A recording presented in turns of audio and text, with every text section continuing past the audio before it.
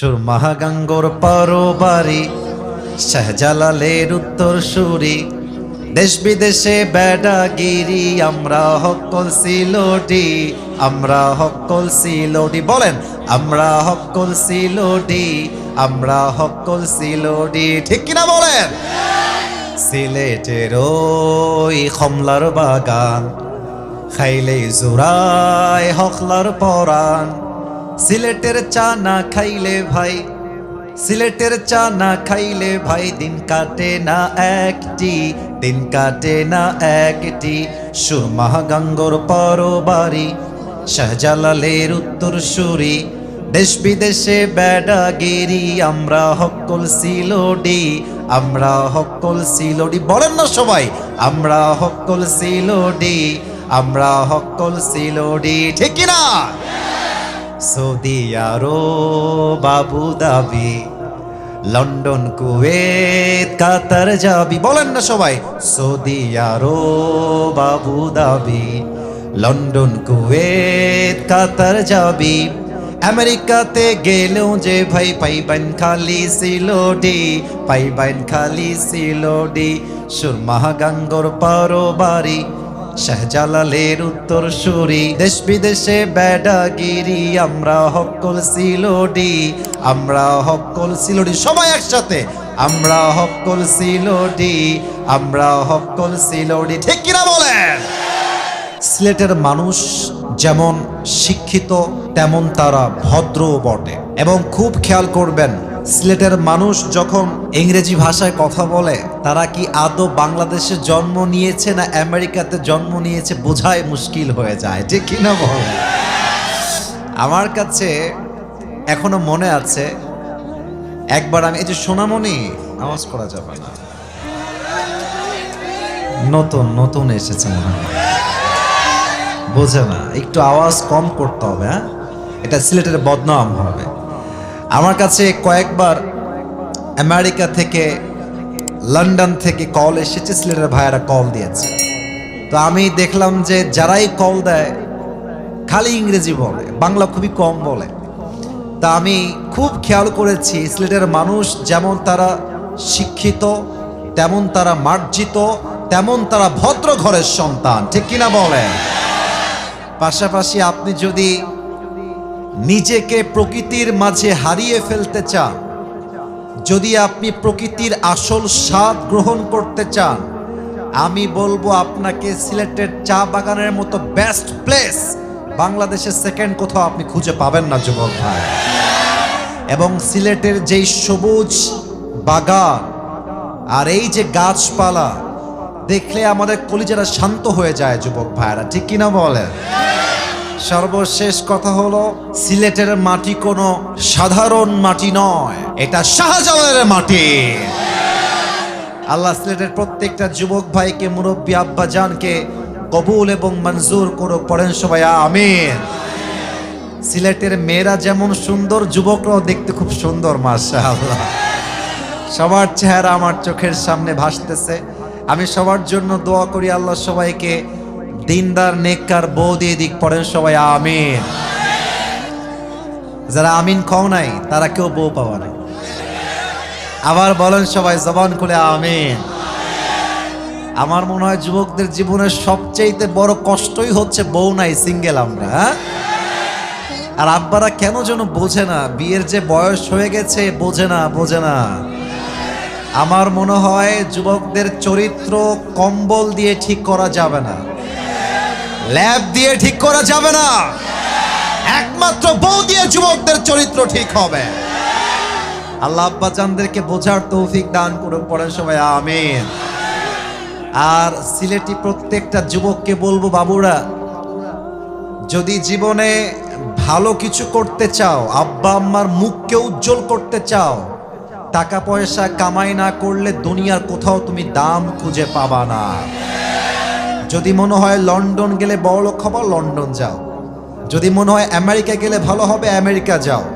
But মনে রেখো, পুরুষের প্রথম পরিচয় তার চেহারা দিয়ে নয়, পুরুষের প্রথম পরিচয় তার টাকার মাধ্যমে হয় বাংলাদেশে। আর টাকা নিয়ে যাবা, মেয়ের হাত চাইতে বাবা দিয়ে দিবে, নিয়ে যাও, নিয়ে যাও, ये तुम्हारी है, ये सिर्फ तुम्हारी है। আর তুমি বলবা টাকা নাই আমার কাছে, বলবে তুমি কে বাবু, তোমাকে তো চিনতে পারছি না। আর টাকা নিয়ে গেলে তোমার মাথায় চুল না থাকলেও টাকলা হলো মেয়ের বাপ তোমাকে মেয়ে দিয়ে দিবে। আর যদি টাকা কামাই না করো, তোমার দিন কেমন হবে জানো? চাচা বাড়ি ঘর তো সাজানো কেন, হেনা কোথায়? আর চাচা বলবে বাবা হেনার বিয়ে হয়ে গেছে, তুমি বাস খাও, তুমি গাঞ্জা খেয়ে ঘুরে বেড়াও। এই জন্য পুরুষের জীবনে টাকা ছাড়া তার কোনো পরিচয় হতে পারে না। আল্লাহ সবাইকে হালাল ভাবে কামাই করার তৌফিক দান করুন, পড়েন সবাই আমিন। আপনারা বিবাহিত কারা কারা একটু হাত তুলবেন, বিবাহিত কারা কারা? আচ্ছা, হাত নামা। আর এবার যাদের বউটো কেউ নাই, সিঙ্গেল কারা, তারা একটু হাত তোলো। ইন্না লিল্লাহি ওয়া ইন্না ইলাইহি রাজিউন। কারো বউ নাই? আমি বিশ্বাস করি না। আচ্ছা হাত নামাও, আমি দোয়া করে দিই আল্লাহ সবাইকে দিনদার নেককার বউ দিয়ে দিক, পড়েন সবাই আমিন। আর অনেক মায়েরাও মনে হয় আমার ওয়াজ শুনছেন, বোনেরাও আমার ওয়াজ শুনছেন, সবাইকে বলবো বিয়ের সময় আসলে এই গাঞ্জাখোর বাদ দিয়ে চরিত্রবান যুবক একটু পছন্দ করার চেষ্টা করবেন আপনার। আচ্ছা মেয়েদের রুচি এত খারাপ কেন বলো তো তোমরা আমাকে? যত সব টিকটক আর গাঞ্জাখোরকে মেয়েদের পছন্দ হয়, দাড়িওয়ালা যুবককে মেয়েদের পছন্দ হয় না। আল্লাহ এমন মেয়েদেরকে হেদায়েত দান করুক, পড়েন সবাই আমিন। আমরা 3টা তাকবীর দিয়ে তাফসীরে ফিরে যাব, টাইম ইজ টু শর্ট, অল্প সময়। প্রথম তাকবীর দিবেন আমার প্রিয় বিবাহিত ভাইরা, আগে একটা কাশি দেন বিবাহিত ভাইরা। আওয়াজ খুব বেশি নাই বিবাহিত ভাইদের। আচ্ছা বিবাহিত ভাইরা তাকবীর দিবেন, সিঙ্গেলরা চুপচাপ থাকবেন। বিবাহিত ভাইরা নারায়ে তাকবীর। এই আওয়াজ ভালো ছিল, আওয়াজ ভালো ছিল মাশাআল্লাহ। এবার সিঙ্গেলদের পালা।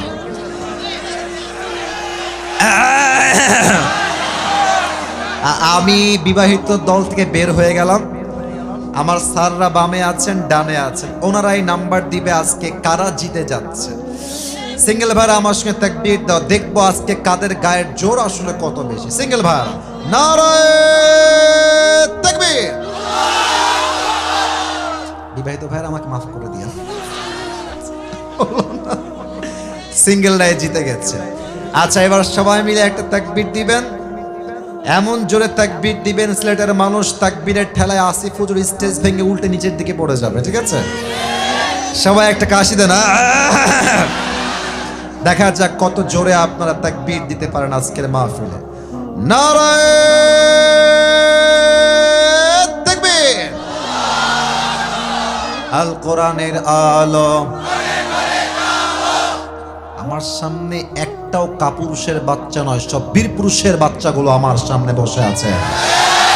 নারায়ে তাকবীর। আল কোরআনের আলো,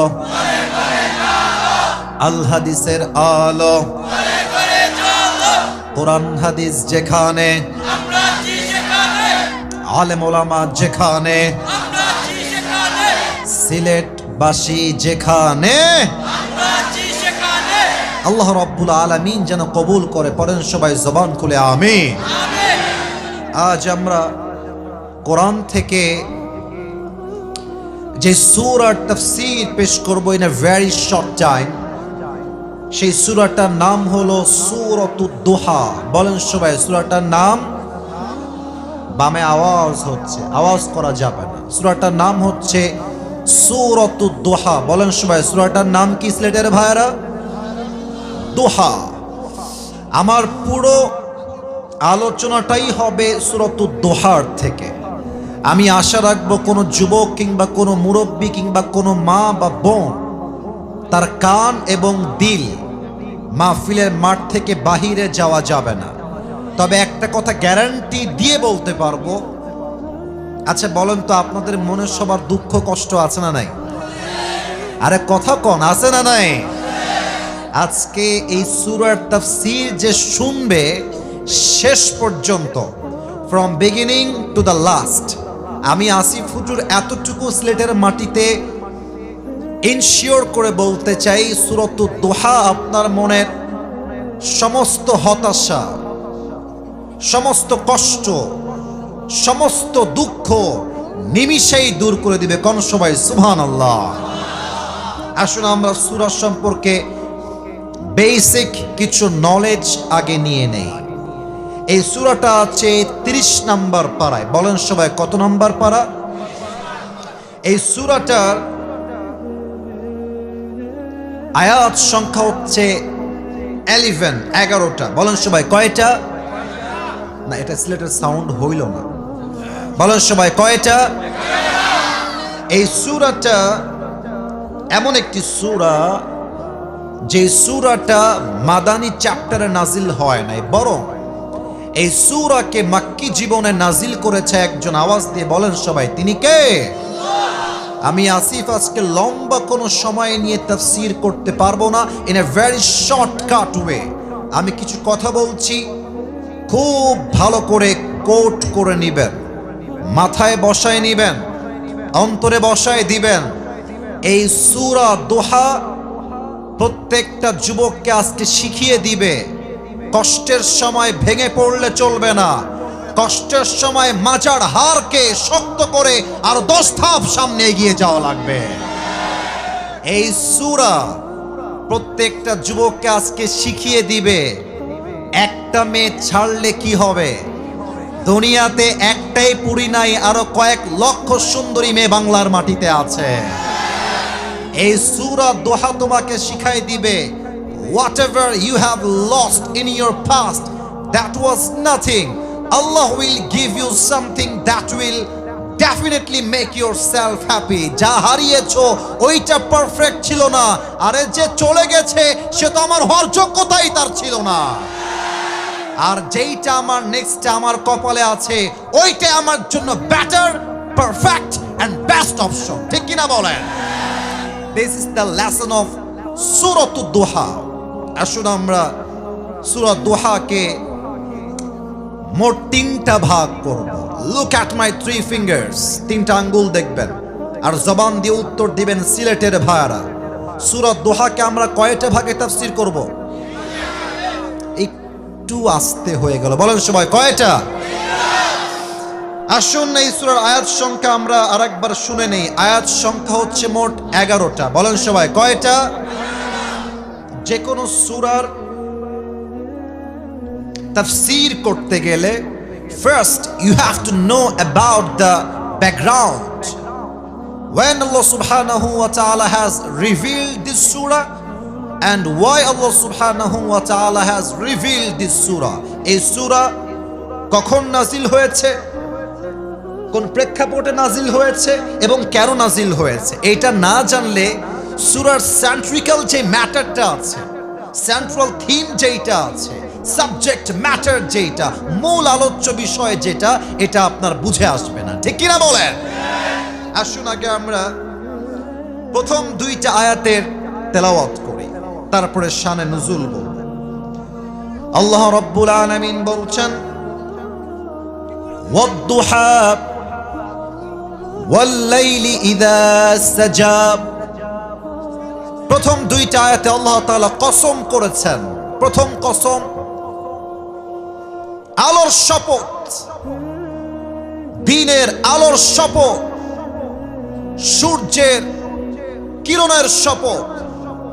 ওয়াল-লাইলি ইযা সাজা, আর রাতের শপথ when it covers with darkness, যখন এই রাতটা হয়ে যায় নিঝুম আর নিস্তব্ধ। তাহলে প্রথম কসম দিনের আর দ্বিতীয় কসম রাতের। সবার থেকে আমি উত্তর চাই এবার। প্রথম কসম, they are very strong and powerful. আওয়াজ তোমাদের জোরে আছে বামের চাইতে কম্পারেটিভলি। সবার আওয়াজটা সেম চাই, this should be equal. Everyone একই সাউন্ডে বলবেন। প্রথম কসম, আবার প্রথম কসম, দ্বিতীয় কসম। আল্লাহ রাব্বুল আলামিন নবীকে মূলত প্রথমের দিকে অনেক ওহী নাজিল করেছেন। একদিন পর, 2 দিন পর ওহী কন্টিনিউয়াস প্রসেসে নাজিল হয়েছে। একবার ওহী নাজিল হতে হতে হঠাৎ করে ওহীটা স্টপ হয়ে যায়, নাজিল আর হয় না। আবুল আহাবের স্ত্রী ডাক দিয়ে বলছে, মুহাম্মদ, নাউজুবিল্লাহ, একটু জোরে বলবেন একটু পরে, বলছে মুহাম্মদ তো রব তো তোরে ভুলে গেছে, তাহলে না ভুললে ওহী নাজিল হয় না কেন? নাউজুবিল্লাহ পড়বেন না? আবুল আহাবের স্ত্রী ডাক দিয়ে বলছে, মুহাম্মদ, তোমার শয়তানটা কোথায় গেল? ওহী নাজিল করে না কেন? ওহী নিয়ে আসে না কেন? আবুল আহাবের স্ত্রী শয়তান দ্বারা জিবরাইলকে বুঝিয়েছে। নাউজুবিল্লাহ পড়বেন না আপনারা সবাই?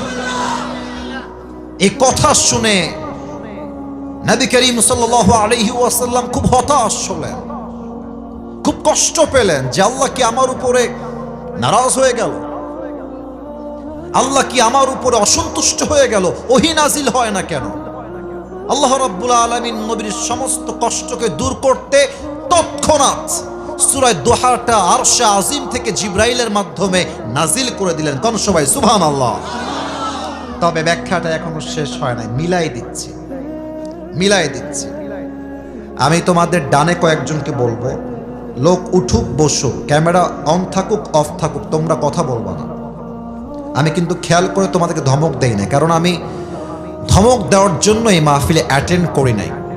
আমাদের বোঝা উচিত, আমরা যত বড় সেলিব্রিটি হই না কেন, আমাদের যত বড় ফ্যান ফলোয়ার্স বেস থাকুক না কেন, যুবকরা আছে বলেই আমরা জিরো থেকে আজকে হিরো হতে পেরেছি।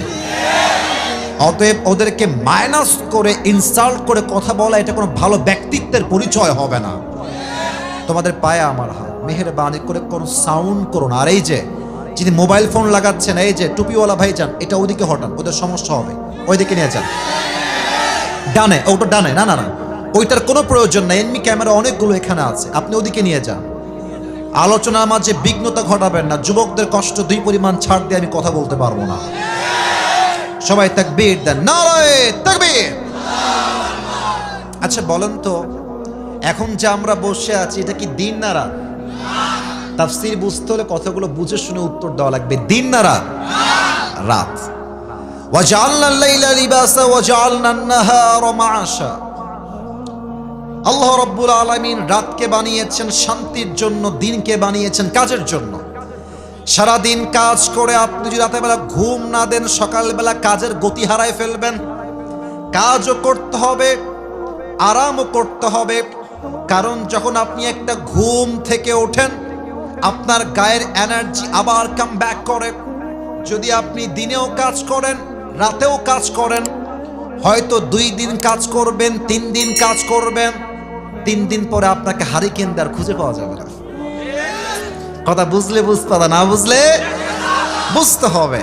আল্লাহ রাব্বুল আলামিন বলছেন, নবী, ওহী যে আপনাকে আমি দিতেই আছি, নাজিল করতেই আছি, this wahi and revelation has impact and power and pressure. নবী হে, এই ওহীর একটা ভর আছে, ওহীর একটা ভারত্ব আছে। ওহী যখন নাজিল হতো, হাদিসে এসেছে, ওহীর ভারে নবীর ঘাড়ের এই 2 পাশ থেকে ঘাম ঝরত। রানে যে ভর করে সাহাবায়ে একরাম বলেছেন, নবী করিম সাল্লাল্লাহু আলাইহি ওয়াসাল্লাম যখন ওহী অবস্থায় কারো রানে ভর করে ঘুমাতেন, ওহীর প্রেসারে চাপে মনে হতো সেই রানটা ভেঙে 2 আধখান হয়ে যাবে। আল্লাহু আকবার। ইয়া রাসূলুল্লাহ, ইয়া হাবিবাল্লাহ, ওহী যদি নাজিল হতেই থাকে, এর একটা প্রেসার আছে, আপনি একদিন অসুস্থ হয়ে যাবেন। এর মানে হলো, দিন শেষে রাত না আসলে যেমন ভালো লাগে না, আরাম না করলে যেমন ভালো লাগে না, আমি আল্লাহ রাব্বুল আলামিন যদি ওহী নাজিল করতেই থাকি, আপনি একদিন অসুস্থ হয়ে যাবেন, দুর্বল হয়ে যাবেন। এই জন্য আমি আল্লাহ রাব্বুল আলামিন ওহীকে বন্ধ করে দিয়েছি।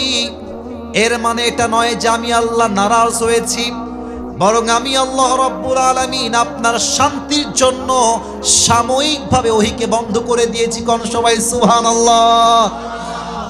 এবার আসুন যুবকদেরকে বুঝিয়ে দেই। ওয়াদুহা, এখানে একটা মারাত্মক মেসেজ আছে, যেটা আমি নিজেও আগে জানতাম না। রিসেন্টলি 2024 সালের শেষে এসে আমি যখন সূরা দুহা নিয়ে আবার রিসার্চ শুরু করলাম, then I have got this new message, এবং আমি এই মেসেজটা আমার জীবনে অ্যাপ্লাই করেছি। আমি আপনাদেরকে ওয়াল্লাহি আল্লাহর কসম করে বলছি, আল্লাহ আমার সাক্ষী, আমার জীবনটা আগে হয়তো বা 70 ভাগ সুন্দর ছিল, এই মেসেজটা অ্যাপ্লাই করার পরে আমার জীবনটা 100তে 100 ভাগই সুন্দর হয়ে গিয়েছে। সুবহানাল্লাহ। তাহলে মেসেজটা কি কম দামি না বেশি দামি? বামে আওয়াজ পেলাম, আপনাদের আওয়াজ পাইনি। কম দামি না বেশি দামি? আল্লাহ বলছে, বান্দা, দিন শুরু হয়ে গেল, সূর্য উঠে গেল, তার মানে গতকাল যা হয়েছে মাইনাস, ভুলে যাও। जो हो गया उसके बारे में सोचना नहीं है। নতুন সকাল মানে নিউ অপরচুনিটি, নতুন সকাল মানে হচ্ছে নিউ চান্স, নতুন সকাল মানে হচ্ছে সমস্ত কষ্টকে ভুলে নতুন একটা প্রভাতে নতুন করে জীবনটা আবার শুরু করা। ঠিক কিনা বলে? গতকাল ছিল বৃহস্পতিবার, হয়তোবা তুমি 5টা ঘন্টা সময় নষ্ট করে ফেলেছো বাই মিস্টেক, ভুল করে, হয় ফেসবুকে অথবা টিকটকে অথবা ইউটিউবে। শুক্রবারের সকাল যখন শুরু হয়ে যাবে, তোমার চিন্তা হবে past is past, present is everything. গতকাল যা হয়ে গেছে সব বাদ, আজকের নতুন ফজর শুরু হয়েছে, নতুন প্রভাত শুরু হয়েছে। এটাই আমার জন্য মেসেজ, গতকালকে ভুলে যাও। This day should be the best day in your life. ঠিক কিনা বলে? গতকাল যা হয়েছে মাইনাস। আর একটা মেসেজ দিয়ে দিই, দেখো তোমাদের বয়স তো খুবই উঠতি, 19, 20, 21, 22, 23, অন অ্যান অ্যাভারেজ তোমাদের বয়স এমনই হবে। আমি কিন্তু বুইড়া না, I am also young person. তোমরা বোঝো আমাকে, আমি বুঝি তোমাদেরকে। তো দেখো, আজকে হয়তো তোমার জীবনে অনেক হতাশা কাজ করছে। তোমরা এটা নাম জিজ্ঞেস করতে কি বলতে পারে কি না সবাই? পারবা? আশা রাখছি পারবা। পাকিস্তান একজন টপ ফেমাস ক্রিকেট প্লেয়ার, সে আগে ছিল cricketer, then he became the president of Pakistan. এটাই হচ্ছে সিলেটের মানুষ, they are very smart people. ঠিক কিনা বলে? সে একটা কথা সেই দিন তার লেকচারে বলছিলেন, অসাধারণ কথা, অসাধারণ কথা। আমি উর্দুতে কোট করছি, then I will translate in Bangla, বাংলায় তারপরে আমি তর্জমা করে দেব। উনি বলেন, अगर जिंदगी को समझना चाहते हो तो पीछे देखो। आई रिपीट अगेन, अगर जिंदगी को समझना चाहते हो तो पीछे देखो, और अगर जिंदगी को जीना चाहते हो तो पीछे नहीं आगे देखो। যদি জীবনটা বুঝতে চাও যে কি ভুল হয়ে গেছে, পেছনে তাকাও, শিক্ষা নাও, সামনে এগিয়ে যাও। আর যদি জীবনটাকে এনজয় করতে চাও, অতীতকে ভুলে যাও, সামনের ভবিষ্যৎ তুমি সামনে এগিয়ে যাও। এই জন্য তোমাদেরকে এখানে একটা মেসেজ দিয়ে ফেলি। তোমরা অনেকে ছ্যাঁকা খেয়ে বেকা হয়ে আছো, আমি এটা বুঝি, এটা আমি জানি। শোনো, মাথায় রাখবা, মেয়েদেরকে যত বেশি টাইম দিবা, ওরা তত বেশি আকাশে উড়বে ভাবের ঠেলায়। তুমি চোখ নামানো বন্ধ করে দাও, তুমি চোখ দেওয়া বন্ধ করে দাও, দেখবা মেয়েরা বলবে এর বাড়ি কোথায় রে, তাকায় না কেন, এটা তো ব্র্যান্ড ছেলে, একে তো আমার দরকার জামাই হিসেবে। এরা ছেলে পেলে আজকাল এত সস্তা হয়ে গেছে, মেসেঞ্জারে আসসালামু আলাইকুম আপু, আপনার নাম্বারটা একটু পাওয়া যাবে, একটা অডিও কল দেওয়া যাবে। ছ্যাঁচড়ামি করে, ছ্যাঁচড়ামি করে। মনে রাখবেন, মেয়েরা ছ্যাঁচড়া যুবককে নয়, স্মার্ট যুবককে তারা সবচেয়ে বেশি পছন্দ করে। অতএব আপনার চিন্তা হবে, গতকাল হয়তো আমাকে অনেকে ইগনোর করেছে, হয়তো আমি যাকে পছন্দ করতাম সে আমাকে বাদ দিয়ে আরেক জায়গায় বিয়ে করেছে, আমি আজকে যদিও বাপ্পারাজ হয়ে আছি, তবে আগামীকাল দিন আসবে, এমন একটা দিন যেই দিন আমার ক্যারিয়ার এমন ভাবে আমি প্রতিষ্ঠিত করব, যেই মেয়ে আজকে আমাকে ছেড়ে গেছে, এরকম কয়েক লাখ মেয়ে আমার পেছনে বিয়ের জন্য লাইন ধরে দাঁড়িয়ে যাবে। ওয়াদ্দুহা, দিনের শপথ মানেই হলো নতুন একটা প্রভাত, নতুন একটা সূর্য। অতএব আজ থেকে অতীতের চিন্তা বাদ দিয়ে দেন। অতীত শুধুমাত্র শিক্ষার জন্য।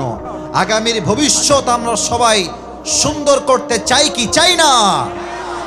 আল্লাহ রাব্বুল আলামিন সবাইকে তার ভবিষ্যৎকে সুন্দর করার তৌফিক দান করে। পড়েন সবাই আমিন। এবার আসুন, তিনটা ভাগ যে বলেছিলাম, এবার তিনটা ভাগ শুরু করছি। আমার দিকে তাকান সবাই, বলেন তো সবাই এবার কয় ভাগে কথা হবে? মাশাআল্লাহ, ইউ আর ভেরি অ্যাক্টিভ, মাশাআল্লাহ। আপনারা বলেন সবাই কয় ভাগ? তিন ভাগ। আয়াত বলেছিলাম মোট কয়টা? এই যে মাশাআল্লাহ 11টা। বলেন সবাই কয়টা? 2টা আয়াত অলরেডি শেষ। 2টা ছিল কসমের আয়াত। এবার আছে মোট 3টা আয়াত, অর্থাৎ 9টা আয়াত। 3 ভাগ আমরা করব। প্রথম ভাগ যে 3টা আয়াত আল্লাহ তাআলা বলেছেন, এই 3টা আয়াত হচ্ছে এমন 3টা আয়াত, it negates the feelings of being worthless in the eyes of Allah subhanahu wa ta'ala.